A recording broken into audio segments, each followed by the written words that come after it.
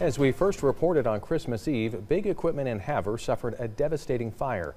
The owners of Big Equipment, the Harmon family, is now facing another hardship. MTN's Elizabeth Transu has the story, and we must warn you that some of these photos might be graphic.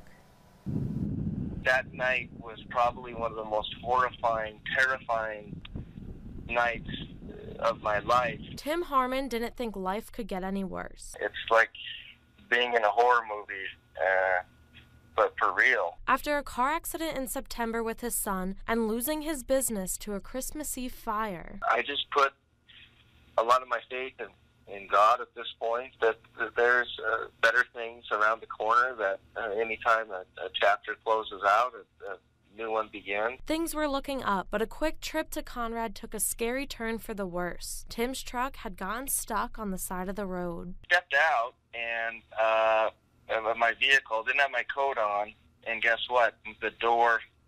I closed the door behind me, and I go to grab the handle to get back in the vehicle, and guess what? It's locked.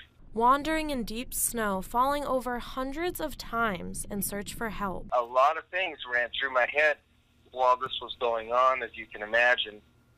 I began to think about my children. I began to think, this is how it ends for me. Found by a nurse on her way to work, 7 hours later, 10 miles from his truck, he was nearly frozen to death. I had debated on several occasions just to lay down and wait, or lay down and get some rest, which would have been the worst thing I think that I could have done.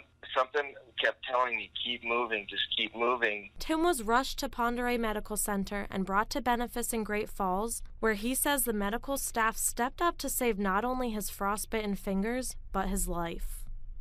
Just thinking about it right now.